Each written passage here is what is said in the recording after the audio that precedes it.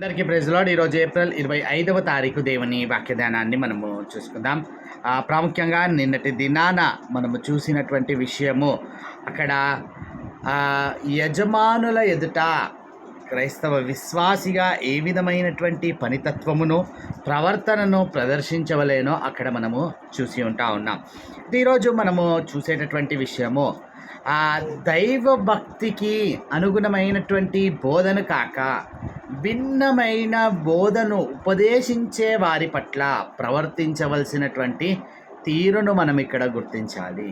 ఇంకా స్పష్టంగా చెప్పాలంటే అబద్ధ బోధకులతో మనము వ్యవహరించవలసినటువంటి తీరు. ఒక పక్కన తిమోతికి హెచ్చరిస్తూ ఆ సంఘంలో ఉంటున్నటువంటి విశ్వాసులను ఆయన హెచ్చరించవలనని ఆయన ఇక్కడ ముందుగా వారిని మెలకువ పరుస్తున్నట్లుగా మనం ఇక్కడ చూడగలుగుతూ ఉంటాం. ఈరోజు మనం ధ్యానం చేసేటటువంటి వచనాలు తిమోతికి రాసినటువంటి మొదటి పత్రిక 6వ అధ్యాయము 3వ వచనం నుంచి 5వ వచనం వరకు గల వాక్య భాగాన్ని ధ్యానం చేయబోతాం. అక్కడ మనం చూసినట్లయితే, ఎవడైనను మన ప్రభు అయిన యేసుక్రీస్తు యొక్క హితవాక్యములను దైవభక్తికి అనుగుణ్యమైన బోధను అంగీకరింపక భిన్నమైన బోధను ఉపదేశించిన ఎడల వాడేమియో ఎరగక తర్కములను గూర్చియు వాగ్వాదములను గూర్చియు వ్యర్థముగా ప్రయాసపడుచు గర్వాంధుడగును. వీటి మూలముగా అసూయ, కలహము, దూషణలు, దురనుమానములను, చెడిపోయిన మనస్సు, సత్యహీనులై దైవభక్తి లాభసాధకమనుకొను మనుషుల వ్యర్థ వివాదములు కలుగుచున్నవి. ఈ విషయాలను ఇక్కడ మనము గుర్తించగలుగుతూ ఉంటాం. ఇక్కడ స్పష్టంగా గ్రహించవలసినటువంటి విషయముల పట్ల మనము మన యొక్క కాన్సన్ట్రేషన్ను నిలపవలసినటువంటి అవసరతను మనం ఇక్కడ జ్ఞాపకం చేసుకోవాలి.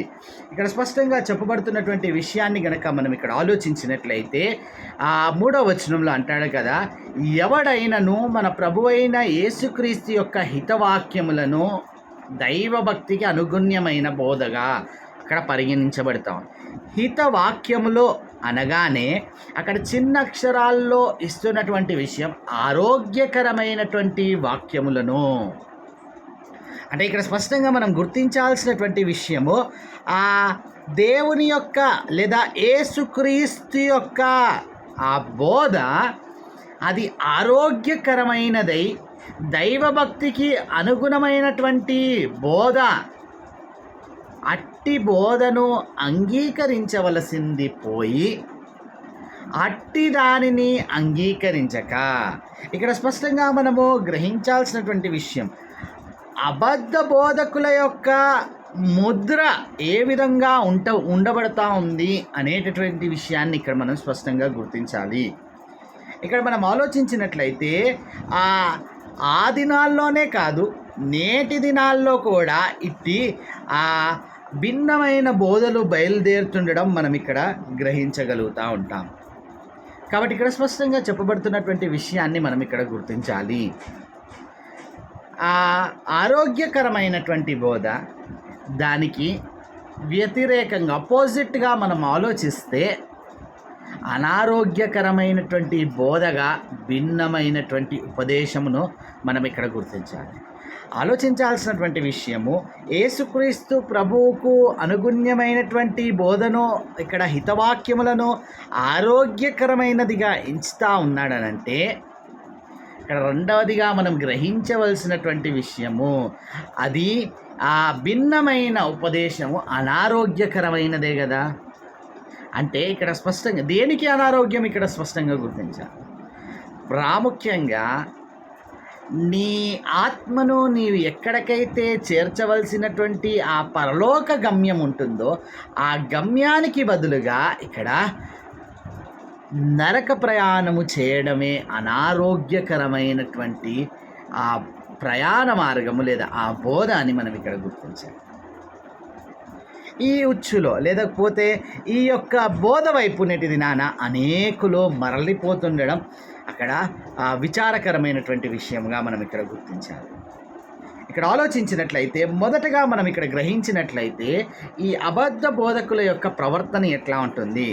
అక్కడ 4వ వచనంలో క్లియర్గా చెప్తున్నటువంటి విషయం, వాడేమీ ఎరగక అని ప్రారంభం చేస్తా ఉన్నాడు.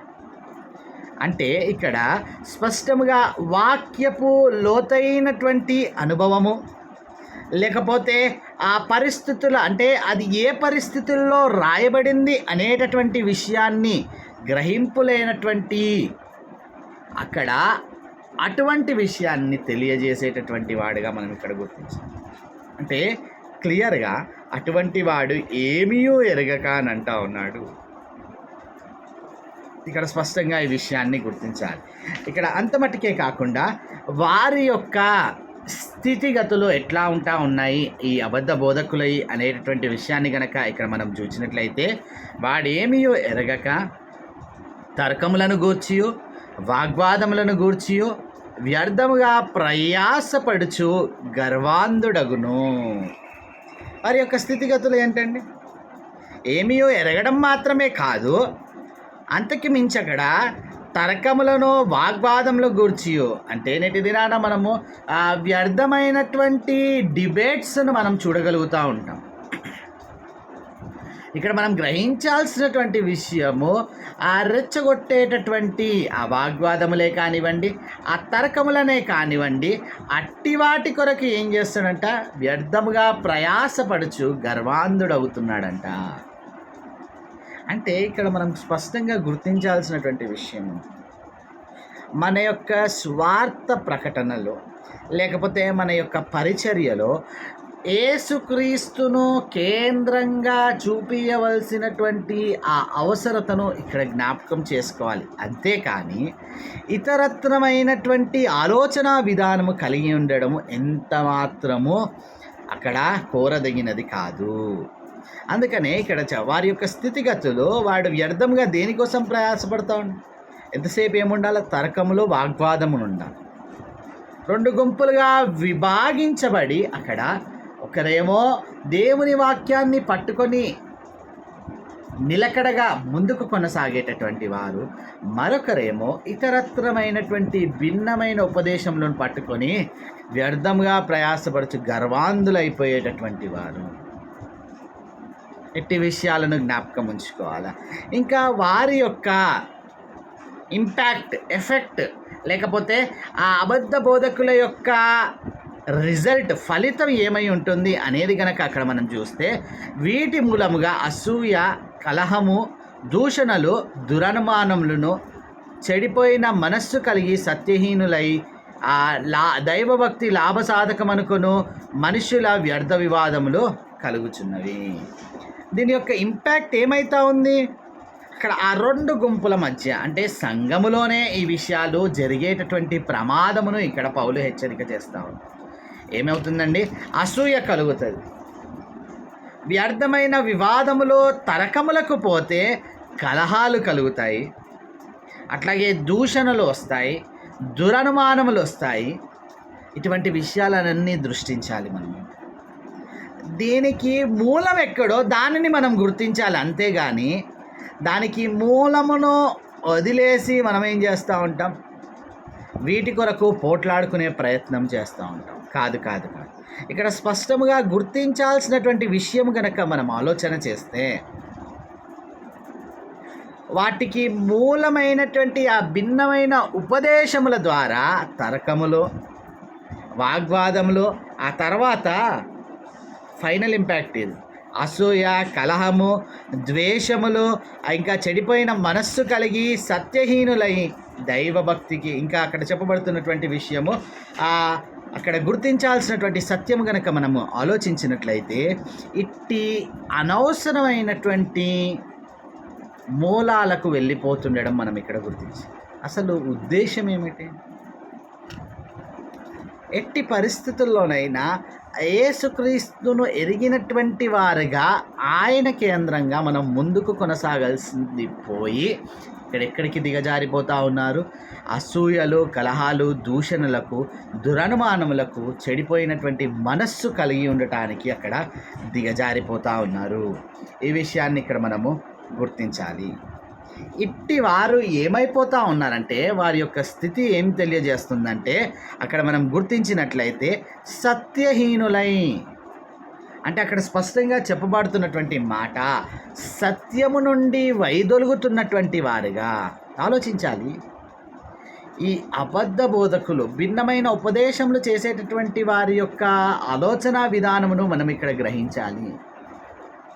అసలు మనము వెళ్ళవలసినటువంటి ఆ సత్యంలోనికి మనం నడిపించకుండా సత్యహీనులుగా చేసేటటువంటి ఆ స్థితిని ఇక్కడ ప్రమాదపుటు అంచుగా మనం అక్కడ గుర్తించాలి.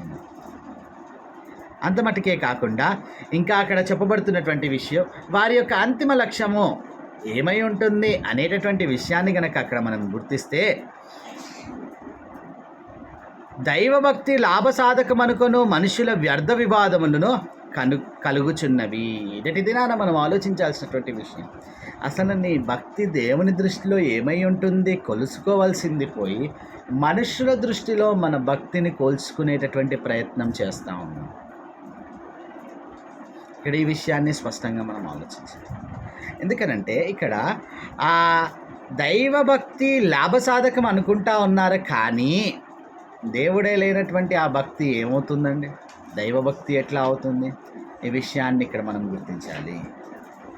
కాబట్టి ఇట్టి భిన్నమైనటువంటి బోధలకు తిరిగేటటువంటి వారు, లేదా ఇట్టి భిన్నమైనటువంటి ఉపదేశములకు తిరిగేటటువంటి వారు, అందుకని అక్కడ ఏం చెప్పబడుతుందంటే చివరిలో మనుష్యుల వ్యర్థ వివాదములు కలుగుచున్నవి. వారి యొక్క మోటివ్ ఏంటి? అసలు వారు ఆరాధించవలసినటువంటి దేవుని వైపు అందరూ చూడకుండా ఏం చేస్తూ ఉన్నారు? రెండు గుంపులుగా విభాగించేసి వారి మధ్యలో అక్కడ వివాదములు కలపడము అక్కడ వారి యొక్క ఉద్దేశం. కాబట్టి ఇట్టి భిన్నమైన ఉపదేశములను వాటిని మూలాల నుంచి నేటి దినాన మన సంఘాలలో నుండి వాటిని తరిమివేయవలసినటువంటి అవసరతను ఇక్కడ మనం జ్ఞాపకం చేసుకోవాలి. అందుకనే స్పష్టంగా ఇక్కడ హితవాక్యములు ఇంకా దైవభక్తికి అనుగుణ్యమైనటువంటి బోధను మనము అంగీకరించి అనుసరించి నడవాలి. కానీ అట్టి వాటిని అంగీకరింపక భిన్నమైనటువంటి ఉపదేశముల తట్టు తిరిగితే అంతిమంగా వాటి యొక్క ఫలితము వాగ్వాదములు తప్ప ఇంకా ఏదీ కాదు అని ఇక్కడ గుర్తించాలి. కాబట్టి ప్రార్థన చేస్తాం. అత్యంత కృపగల దేవ, అయా ఈనాడు మాకు అబద్ధ బోధకుల నుండి ఉంటున్నటువంటి ఆ ప్రమాదము, భిన్నమైనటువంటి ఉపదేశముల నుండి ఉంటున్నటువంటి అయ్యా తండ్రి దేవ ఆ ఘోరమైనటువంటి ఫలితార్థమును ఇక్కడ మేము గ్రహించువారమై హితవాక్యములో అయా నీకు అనుకూలమైనటువంటి దైవభక్తిని కలిగి ఉండేటటువంటి వారు లోకానికి చూపించుకోవడానికి మా భక్తి కాదు అయ్యా, నిన్ను తండ్రి దేవా మా హృదయము నుండి ఘనపరిచి మహిమపరిచే బిడ్డలుగా అట్టి దైవభక్తిని మేము కలిగి ఉండటానికి మీ కృపలో భద్రపరచుకోవాలి అయ్యా. ఇట్టి భిన్నమైనటువంటి ఉపదేశములను చేసేటటువంటి వారిని గుర్తించు వారముగా మీ కృపలో మమ్మల్ని భద్రపరచు. అట్టి వాటిని తండ్రి దేవా అయా వేళ్ళ నుండి త్రుంచివేసి అయ్యా తను దూరం పెట్టుటకు మీ కృపలో భద్రపరచుకున్నాం. యేసు నామములో ప్రార్థించి అడిగి వేడుకుంటున్నాం తండ్రి, ఆమేన్.